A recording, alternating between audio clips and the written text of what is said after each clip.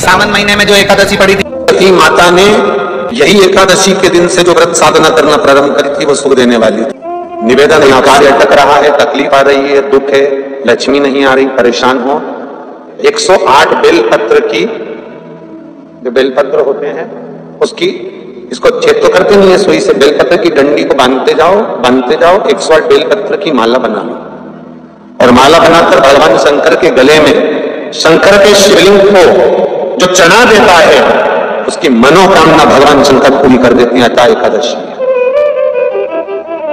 108 बेलपत्र की माला बनाकर शंकर भगवान को समर्पित करी जाती है। माता लक्ष्मी ने भगवान विष्णु को पाने के लिए तुलसी की माला बनाकर समर्पित करी थी, जैसे सती ने शिव को पाने के लिए, कामना को पूर्ण करने के लिए। शास्त्र कहता है घर के बुजुर्गों को, घर के बड़ों को, जेठ जेठानी हो, सास ससुर हो, घर में जो तुम्हारी उम्र से बड़ा हो, उसको आज पीला फूल या पीली चने की दाल या पीला वस्त्र, कुछ भी पीली सामग्री आज घर के बड़ों को देना चाहिए। क्यों देना चाहिए? तो शिव महापुराण की कथा कहती है कि जो शुक्ल पक्षी की एकादशी के दिन पीली वस्तु का दान दे देता है, घर के किसी ब्राह्मण को देने नहीं जाना, किसी मंदिर में देने नहीं जाना, आपके ही घर में, आपके ही घर के बड़ों को कोई भी पीली चीज का दान कर सकते। फूल हो, मिठाई हो, कोई अनाज हो, कोई वस्त्र हो, पीली वस्तु का दान दे।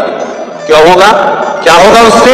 शिव महापुराण की कथा करती है उससे जिंदगी में कभी बड़ी बीमारी प्रवेश नहीं कर। कि भगवान शिव के मंदिर में अगर हम प्रवेश नहीं भी कर सके, मान लो शंकर के द्वार पर, शंकर की चौखट पर, शिव के द्वार हम नहीं पहुंच पाए, तो शिव महापुराण की कथा कहती है जो जल देवाधिदेव महादेव को समर्पित कर कर आ रहा है, जो भगवान शंकर को मात्र जल समर्पित कर कर आ रहा है या समर्पित करने जा रहा है, मात्र उस शिव भक्त का मस्तक पर त्रिपुंड लगाने वाला, तिलक लगाने वाला, गले में रुद्राक्ष धारण करने वाला या शिव जी पर एक लोटा जल चढ़ाने वाले का मात्र हम दर्शन भी कर लेते हैं तो हमारे कोटि कोटि पाप समाप्त हो जाते हैं। मात्र शिव का दर्शन कर लेते हैं। और तेरी कृपा बिना न हिले एक भी अणु, लेते हैं श्वास तेरी कृपा से बखान क्या करूं।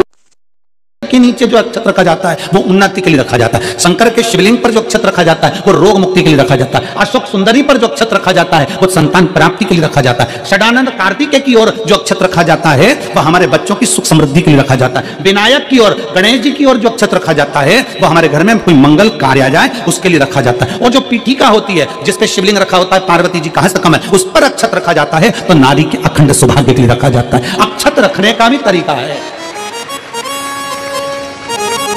एक कहां रखा जाता है, क्यों रखा जाता है कि पद्म पुराण में लिखा है और विष्णु पुराण में एकादशी के दिन द्वादशी भी पड़ जाए, एकादशी के दिन त्रयोदशी भी पड़ जाए, मतलब एकादशी, द्वादशी और त्रयोदशी तीनों तिथियां एक साथ पड़ जाए और उस दिन एकादशी का व्रत जो रख लेता है उसको हजारों एकादशी का पुण्य फल प्राप्त हो जाता है। फिर वो जिंदगी में एकादशी करे चाहे ना करे। और फिर ध्यान देना, कोई किसी भी मंदिर ना हो तो अपने घर के मंदिर में शाम के समय पर उस तुलसी की लकड़ी का दिया भरकर उसमें घी डालकर जो दीप प्रकट कर देता है, जला देता है, दीप को प्रज्वलित कर देता है, उसके घर में कभी संपदा की कमी नहीं होती। महाराज विष्णु पुराण में स्पष्ट लिखा है। और मेरा निवेदन सभी मेरी जीजियों से, मेरे जीजाओं से, मेरी बेटियों से, बेटाओं से, मेरी माताओं से, श्रावण के महीने के जितने सोमवार रहे प्रत्येक सोमवार को शंकर जी का अगर मंदिर जा सको तो ठीक है, ना जा सको तो शिखर का दर्शन, और वो भी ना कर सको तो अपने घर में जो शिवलिंग है उस पर 3 बार, 3 छोटा सा लोटा ले लो, बड़ा लोटा ले लो, कैसा भी 3 बार शिव जी का नाम लेकर 3 बार जल को अवश्य चढ़ाओ। जितने सोमवार पड़े श्रावण के महीने में आप 3 बार, भले 1 लोटा जल है उसी को रोक रोक कर 3 बार चढ़ाओ और 3 बार चढ़ाओ। जैसे शिव मंदिर में 3 ताली का नियम है, सावन महीने में 3 लोटा अर्थात 2 लोटा जल पर रुककर 3 बार अगर जल चढ़ाया जाता है तो ब्रह्मा, विष्णु और महेश उस जल को स्वीकार कर तेरे घर का भंडार भर देते हैं 3 बार। इसलिए हमारा शास्त्र कहता है कि एकादशी के दिन चावल मत खाओ, पर द्वादशी के दिन शास्त्र वर्णन करता है कि पहला गासा जो मुंह में जाए वो चावल का जाना चाहिए, तब एकादशी का पुण्य मिलता है।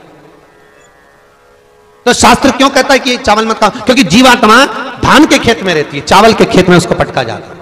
अब कोई चींटी, कोई झिंगुर, कोई जीव उस चावल को खाता है, कोई इल्ली खाती है, कोई मछली खाती है, कोई जलचर थलचर। इसलिए हमारा शास्त्र एकादशी के दिन चावल का दाना शिव को चढ़ाने का केवल एक कारण रहता है कि चावल को आहत कहते हैं। चावल क्यों समर्पित करते हैं, उसका कारण क्या है? तो कहा आज मैंने जब चावल का दाना आपको समर्पित करा है, जिस भाव से, जिस विश्वास से, जिस श्रद्धा से, जिस मन से मैं आपको रिझा रही हूँ, हे भोलेनाथ मेरी ये मनोकामना पूर्ण कर, इसको अक्षय कर देना, इसको अमर कर देना, बस इतनी कृपा आप कर। किसी ने पूछा एकादशी उठाना चाहे, सारी पुराणों को उठाकर देखना कि प्रथम वर्णन आपको मिलेगा कार्तिक महात्म का कि भगवान नारायण सर्वप्रथम जब नेम खोलते हैं अपनी देव सोनी एकादशी से सोकर देव उठनी एकादशी पर जब उठते हैं तो भगवान नेत्र खोलकर सबसे पहले किसका दर्शन करते हैं? किसका दर्शन? स्कंद पुराण कहती है, विष्णु पुराण कहती है कि भगवान नारायण जब नेत्र खोलते हैं तो खुद की अर्धांगिनी लक्ष्मी देवी, ब्रह्मा आदिकालिक देवता सब खड़े, पर भगवान नेत्र नहीं खोलते। तब तक जब भगवान शंकर अपने ही मुख से भगवान श्री हरि का गुणगान नहीं गाते, डमरू का नाद। भगवान आज मेरा व्रत है, भगवान मुझ पे प्रसन्न हो जाए। भगवान कहते हैं मैं इससे प्रसन्न नहीं होता, प्रसन्नता के लिए तुम क्या खा रहे हो मुझे उससे मतलब नहीं। भगवान तुम्हारे ये नहीं देखेगा कि तुमने व्रत में क्या खाया था, क्या नहीं खाया था। भगवान तो ये देखेगा कि जिस दिन तेरा व्रत था तूने किसी गरीब का दिल तो नहीं दुखाया था। बस परमात्मा ये भगवान केवल इतना देखेगा कि तुमने नहीं। भगवान ये नहीं देखेगा कि सावन महीने में जो एकादशी पड़ी थी उसमें इसने क्या खाया था, हिसाब लगाओ क्या क्या खाया था। तो तुम्हारा हिसाब थोड़ी ना लगाया जाएगा कि साबुदाने की खिचड़ी खाई थी कि बगर खाया था कि पूड़ी खाई थी कि वेपर्स खाया था कि तुमने ये खाया कि खीर बना के खाई। भगवान ये हिसाब नहीं देखेगा। भगवान ये देखेगा कि इसकी एकादशी का व्रत था, इसका प्रदोष का व्रत था, इसका सोमवार का व्रत था, इसका शिवरात्रि का व्रत था, इसका सोमवार की अष्टमी का व्रत था, इसने किसी का दिल दुखाया था कि नहीं दुखाया था। ये भगवान देखेगा, तुम्हारे खाने को नहीं देखता। भगवान तुम्हारे उस व्यवहार को देखता है कि व्रत वाले दिन तुमने भजन कितना किया, व्रत वाले दिन किसी गरीब का दिल तो नहीं दुखाया, गढ़ के हृदय को चोट तो नहीं पहुंचाई, व्रत वाले दिन तुमने किसी को अपशब्द तो नहीं कहा, व्रत वाले दिन तुमने कोई आड़ा टेढ़ा कार्य तो नहीं करा। इसलिए परमात्मा के व्रत के साथ में एक नियम भारी रखो। आज अगर मेरा व्रत है, मैं अगर कुछ छोड़ भी रही हूं, कुछ खा भी रही हूं, तो ये विचार करना कि मैं किसी के दिल को ना दुखाऊं, मैं किसी के हृदय को चोट ना पहुंचाऊं, मैं किसी के चित्त को कोई चोट ना दूं। मरने के बाद कितने लोगों को भोजन कराया ये मायना नहीं रखता। मरने के बाद तुम कितने लोगों को भोजन कराए ये मायना नहीं रखता। मायना ये रखता है कि तुम जिंदा जी कितने लोगों को भोजन कराए, वो जरूरी है। तुम्हारे गांव में शिव महापुराण की कथा हुई, बालोद में शिव महापुराण की कथा हुई, सावन का महीना 5 दिन की शिव पुराण की कथा मिली, 5 दिन की शिव महापुराण की कथा मिली। तुम्हें धन्यवाद देना चाहिए। ये जितने भी यजमान परिवार हैं, इन सभी यजमानों को हम तो देखो इस व्यासपीठ से केवल ये कामना कर सकते हैं, हम जी जानते हैं 5 यजमान, 10 यजमान, 20 यजमान, 25 यजमान, 30 यजमान, 33 यजमान, 40 यजमान, 50 यजमान, जितने भी यजमान हैं हमारी जिह्वा पर उनका भले नाम ना आए, और इतना याद रखना कि तुम वो यजमान हो जिसको शंकर भगवान ने पसंद कर रखा है। उसको पसंद, वो महादेव ने तुमको पसंद कर रखा है। कोई सोने की रकम ऐसी होती है जो किसी को दिखाई नहीं देती, कोई सोने की रकम ऐसी होती है जो किसी को दिखाई नहीं जाती।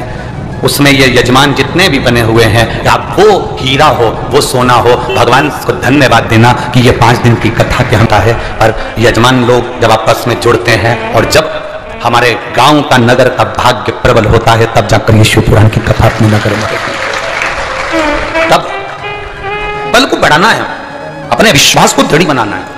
मरने के बाद कितने लोगों को भोजन कराओगे? मरने के बाद तुम्हारा बेटा कितनों को भोजन करा रहा है? मरने के बाद तुम्हारी बहू कितनों को साड़ी दे रही है? मरने के बाद तुम्हारी बहू कितनों को सुहाग सामग्री दे रही है? मरने के बाद तुम कितनों को भोजन करा रहे हो वो जरूरी नहीं।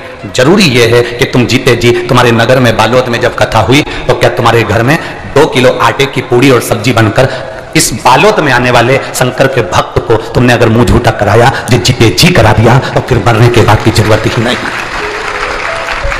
आपने कितनों को पानी पिलाया, आपने कितनों को बिस्कुट खिलाया, आपने कितनों को भोजन कराया, जरूरी वो है। ये शिव महापुराण की कथा एक तत्व प्रदान करती है, शिव महापुराण की कथा एक आनंदता प्रदान करती है। आज पूरे बालोद में ये आनंद है कि ऐसा लग रहा है जैसे कि कोई दिवाली आ गई हो, कोई दशहरा हो, कोई आनंद हो। कई बार बड़ा दिक्कत करी हो जाती है जब मान लो इतना तुमने भगवान से मांगा, इतना तप करा, इतनी साधना करी, इतना व्रत करा, इतना उपवास करा, इतना इतना नियम धारणा करा, उसके बाद भी अगर कोई घटना हो जाती है, कोई जीव चला जाता है, तो स्त्री को ये सोचने में आता है कि मैंने तो भगवान की इतनी पूजन करी थी, इतनी अर्चना करी थी, इतना व्रत करा था, अब मुझे तो कुछ करना ही नहीं है, अब तो मैं करूंगी नहीं, अब तो मैं ये हरतालिका का व्रत भी मैं छोड़ दूंगी और ये हो जाएगा। और शिव महापुराण का संवाद तो सुनो।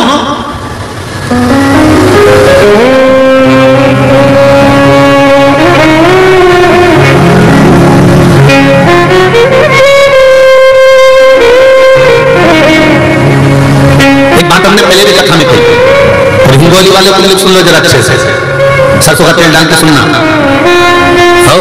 सब अच्छे से सुन लेना। जो पहले कहा या ठीक कह रहा, भगवान नहीं सुन रहा ना, फिर उसके मंदिर जाते रहो। तुम रोटी नीवी देती हो ना, तो भी बाल तुम्हारे दरवाजे पर आकर खड़ी हो जाती है, मत दे, वो तो खड़ी है। एक दिन नहीं देगी, 2 दिन नहीं देगी, तभी तो तेरा मन पसीचेगा और डब्बा खोल के रोटी लाकर गाय को देगी तो खड़ी है, खड़ी है, तभी तो मन पसीचेगा ना,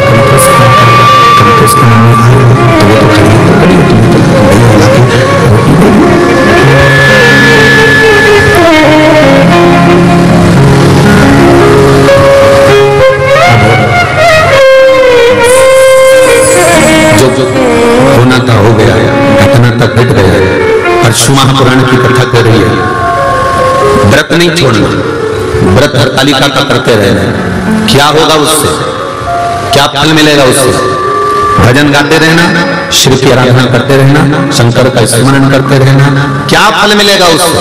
तो कहा ये कोई पूर्व का कर्म का भोग होगा जिसके कारणवश हम अखंडता लेकर नहीं गए, और हमारा जब अगला जन्म होगा तब हम अखंड सौभाग्यवती होकर जाएंगे, निश्चित।